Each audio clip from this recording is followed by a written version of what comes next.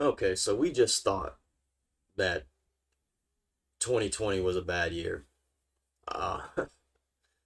2021 is not starting out good. So, obviously, so this is Sunday, January 10th, as I make this video. And, um, you know, I have been doing videos on the election. I've been focused on the election. And obviously, I'm frustrated. I am I've been down about what's happened, about the state of the nation. And, you know, that's funny because my friend, my well, uh, really, really good friend, I guess he's getting frustrated with me being so focused on this. And he asked me, like, what am I going to do about it, basically? You got all this passion. It's like, what are you going to do about it? And it's funny because immediately in my mind, you know, I thought about I thought about how frustrated I was and what can you do? And so in a way, I sort of understand those who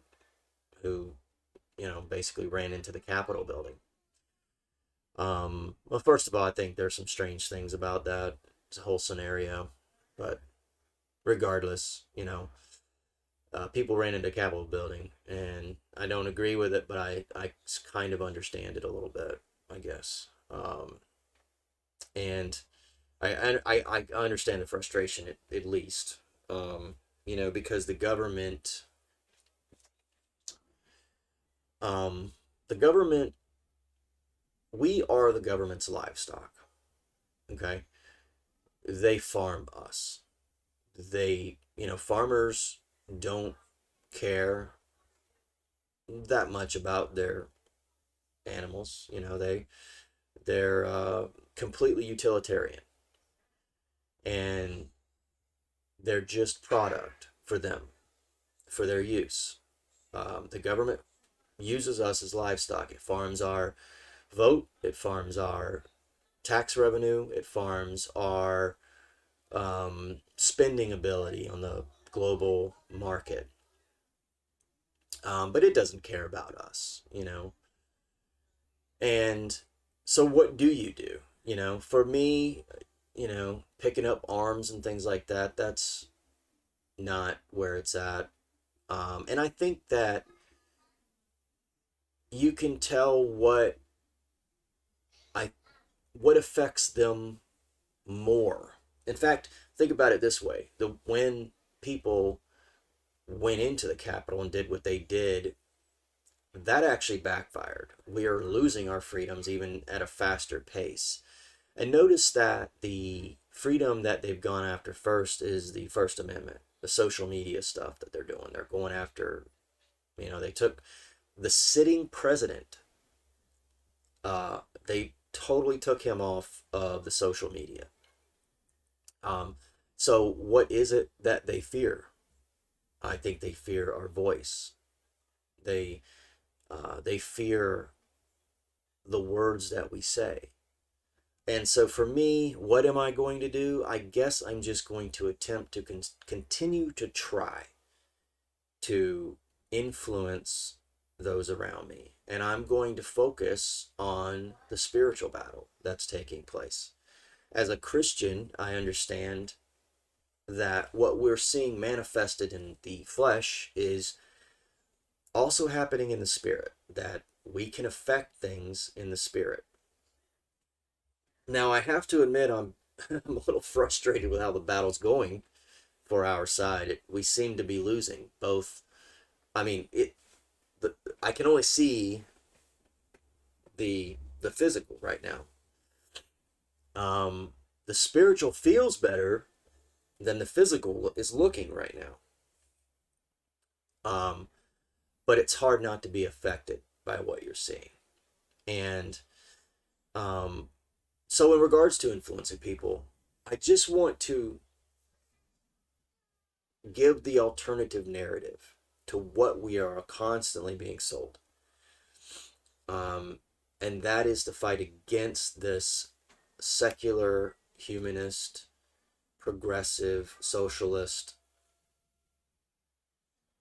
narrative that continues to bash us.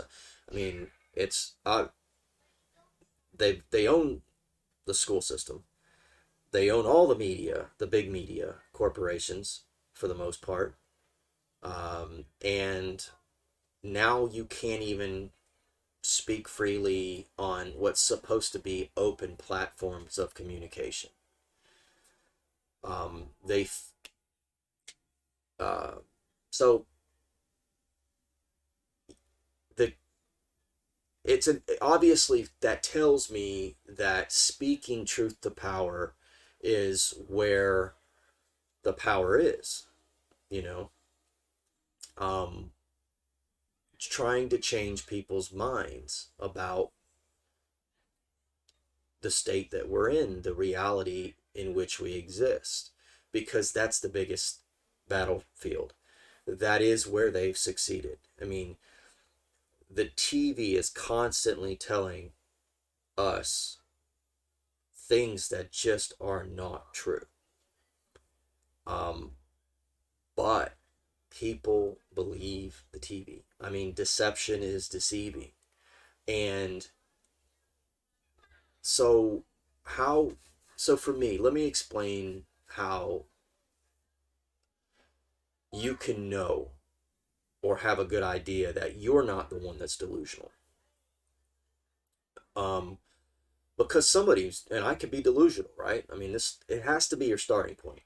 Am I the one that's delusional? I mean, it's possible they're right and I'm the one that's wrong. And in that case, I need to change my mind. The analogy is this. Imagine you are driving a car. When you drive a car, you look out your windshield and you use your mirrors and you look at the road and you look at the other vehicles and you look at the traffic lights and the signs. Everything outside of your vehicle is what you use as information in order to get you from point A to point B where you wanted to go safely.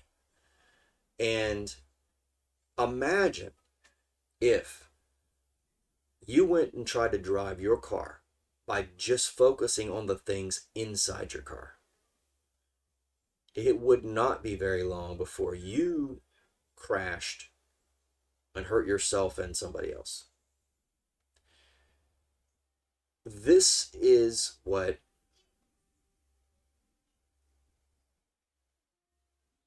I would argue is going on in society, because what we are being sold is the original lie. You can be your own God.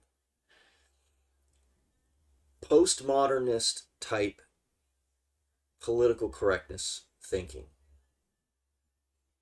is a lie. It says you can be, your truth is as good as any other truth. That there is no overarching truth. This is the you can be like God lie. And this is what we're taught, because in our society, this is what they're doing. Because this is why they go after words. This is why words don't have meaning anymore. So when the guy stands up, the pastor, reverend, or whatever the title this guy gave himself, and he says, amen and a woman. So words mean nothing, right? That amen doesn't have anything to do with gender. Nothing. And so, and I know people have talked about that. I mean, that's the obvious point. But I haven't heard anybody say this.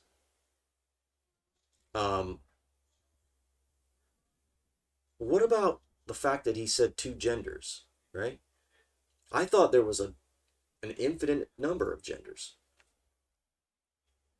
So even, and this is a key for me for understanding if I'm the one that's delusional or not. The other side, are they consistent? And I argue they're not. I mean, the idea that they would say things like amen and a woman to start with, first of all, he's throwing words out that and stripping them of their meaning. And he's doing it so that he can virtue signal. He can't be that stupid. He knows amen doesn't mean gender. But in his attempt to virtue signal, and in the fact that the left did not raise a complaint about it, he acknowledged two genders. He acknowledged the truth. And then they'll go back to saying that it's not true at some point, or always. And so you see how that works. It works this way for, so, abortion as an example. Um, you know, okay, so they say they're pro-choice. They're not pro-abortion or pro-choice. Okay, so a mother can choose for the child. It's her choice. Are they for the mother being able to choose which school, which government school, where to spend those government monies? No, they're not for that at all. No, they're not for that at all. And so it's consistency, right? You can see what their goal is when you realize what they say doesn't match what they actually, because you can see how they apply. It's consistent application. And abortion's a big thing for me in regards to, if I ever want to be sold on this idea that we're supposed to have this top down, dare I say, trickle down, political correct social equality scheme, then I need to know that the people in charge of this stuff care about humanity. And when they're pushing abortion, I'm sorry, you don't care about humanity at that point. Because remember the line, they've created a line at some point where they say that's not human. And remember, that's the issue that we have with slavery. And I don't think it's a coincidence that the same political party that promoted slavery, Democrats, are the same political party that is bringing us this abortion stuff, or promoting it, funding it, and defending it. So consistency of application, consistent application of your philosophy. That's all I'm asking. And so if you don't do that, then I know what this is. This isn't, and this is the cell, right? This is the, so socialism, and here's the thing too, and we're seeing it now play out in America. Oh, this isn't, I can see the left. Well, this isn't actually, no, they're Nazis and they're, whatever. This is how it begins. You think the Germans were bad people? Did they think of, or do you think the Germans thought of themselves as bad people when Hitler came to power? No. No, they thought themselves just like we think ourselves. But if you look at history, this is how this always goes. So we're seeing it play out here. Um, you know, and so the left would say, they have justification for removing our rights because, why we might do what we did again and charge the Capitol building. Again, consistency of application, because we have sat through 2020 together. Okay, we all sat together and watched this, and we saw the left lose their mind and riot, burn, destroy, total chaos. Far worse than what we saw July 6th. Far worse. And I don't think they've condemned that yet. They rushed to condemn this because it wasn't their side doing it. Now I'm assuming, and I know there could be Antifa involved in the Capitol building thing, but that aside, there were definitely Trump people involved. So, but they definitely, run out to condemn that. They have yet to condemn, at least most of them, have yet to condemn what happened. In fact, what they say, when we see something in the streets like that, burning, hatefulness, they don't say anything about condemning those people and what they were doing. Instead they go,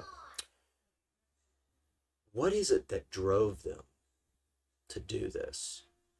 We need to really consider the grief the grievance that they have.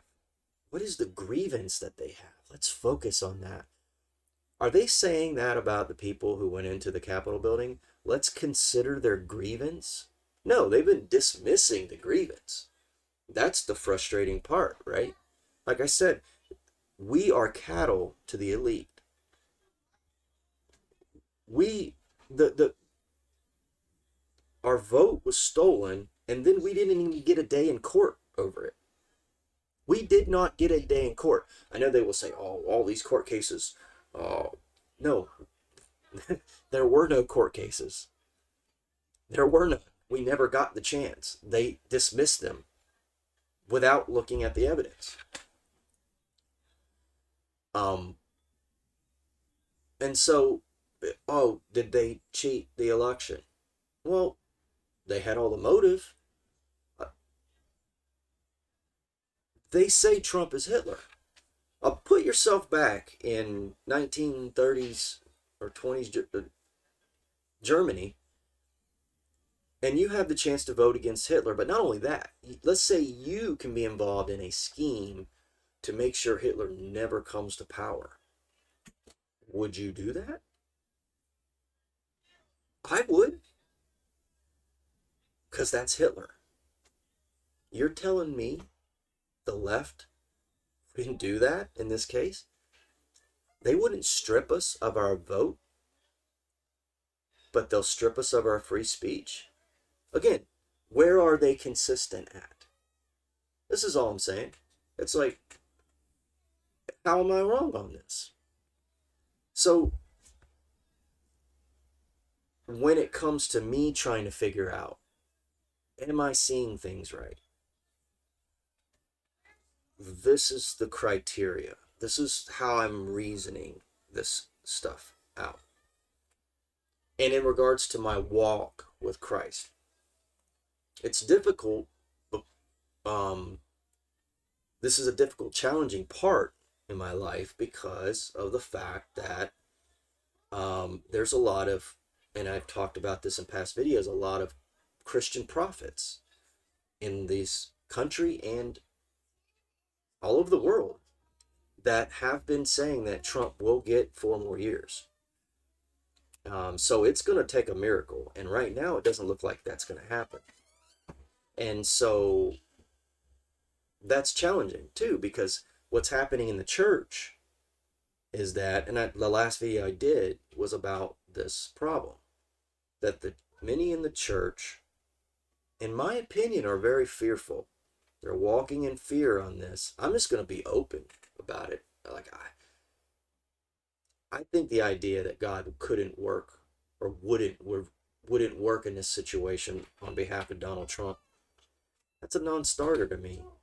I mean, geopolitics is a constant theme running throughout the Bible. God says there he's the one that raises up and dethrones kings. So that doesn't make sense. It's a valid criticism because, to a certain extent, of people like me, because they're fearful that it leads to idolatry. I don't even like Donald Trump. For one, and there are people that are saying some stuff that is strange, so I understand that, but they have to understand this is a fight between good and evil. The idea of going, well, it's a more pious position to give in to the secular state. I don't see that being the good fight at all. At all. In any way. And the idea of, here's where I'm coming at. I think the people who are focused in on not wanting to associate, we need to just give up, and first of all, they're fearful that God is going to look bad. I think that genie's out of the bottle. I mean, what is it going to look like if all these prophets turn out to be wrong? So to me, they're walking in fear. I mean, they should be on their face praying for a miracle at this point. And this idea that, to me, they just don't want to be associated with Trump. They don't want the church to be sullied by being associated with Trump. And this morning I went to church and the pastor talked about, his message was about Zacchaeus. And, you know, if it were up to, if you go back in Luke and read about Zacchaeus, here's this rich guy. And he made his money in unseemly ways, and the people in Judea were religious people. And if it were up to them, Jesus would have never met with Zacchaeus. He would have never went to Zacchaeus' home. He would have never changed his heart. He would have, and Zacchaeus did good things after that meeting. None of that would have happened if it was for the church folk had their way. And I kind of think that's what's going on a little bit with Trump. God wouldn't use Trump. It's funny. These people think, oh, God will use you? I mean, who do you think you are? I mean, aren't you supposed to be humble? As a Christian, aren't you supposed to be humble? God can use whoever he wants. He's God. He can do whatever he wants. And how is it in God's benefit? How does it benefit his name? The glory of his name. If the church falls in its face like this. And look, this is where I'm at. I think this is the play, right? What we're seeing with the Christians are going to be persecuted. It's coming. We see it. Now, is it going to happen right away? I think it's going to happen sooner if Biden's elected than it would if Trump. The reason I want Trump, because I want the church to have that boost. I want the church to have that boost to say, God's given us a little bit more time to get things together. Many in the church are feeling like a revival's coming. Is that going to come? I mean, I don't know. God can do whatever he wants to do, obviously. But it seems to me it's much more likely if we see God work a miracle here. And then, because this is the play, this is the way that it's going to work. And we see how they use this with Corona, right? How they've stripped rights away. Using Corona, and like I said, we're their livestock. They muzzle us, they vaccine us. All they need is justification. They just need to say whatever. It doesn't, remember, words don't matter to them. They can just say anything to justify it. There's a cold disease out, or I don't want to minimize Corona because I know it does. I know people died from it, but it's not to the extent of what they're doing. They're taking advantage of it, and they're taking advantage of this Capitol Hill situation to strip people of their rights. It's unequal how things are applied in the social media sphere. The left can say radical political things, and nobody ever says anything. In fact, they get promoted. The right does it, and they get shut down. And so they're going to come for the Christians. And so this is how it's going to work. I mean, this is how it's going to work. But for me, for my family, my kids, my neighbors, all Americans, the world, it would be better if we got this reprieve from God just for a little bit before the world system really turns the way that we see it. Give us this reprieve. Let the revival happen. I mean, I don't know if it's going to work out that way. It looks like it's not. I mean, I'm not going to not acknowledge the way things are saying, but I'm not going to not hold on to that mustard seed of faith either. I'm not going to relinquish that. I'm not going to join the chorus of people who are saying give in to the secular forces, give in to evil. They've won this battle. I'm not going to give in on that. And I don't know if this means anything, but I had a dream, and I don't dream a lot, so I don't remember my dreams or what have you. And so when I do have a dream, of any sort of significance, or that seems significant to me, I kind of think about it. And so basically in this dream, I was looking at a house in a yard, and it was dark, it was dusk, it was kind of a spooky vibe, especially so because in the yard were dead bodies. I don't know how they died. I just know I was dropped in on this scene, uh, dead bodies in the yard, real macabre kind of scenario. And so I noticed that there were people, um, kind of situated around me that were also viewing this scene, a number of people.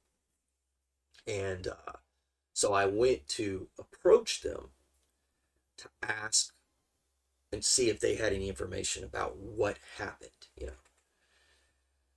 Um, and they were talking amongst themselves, all trying to figure out in the confusion of what was going on.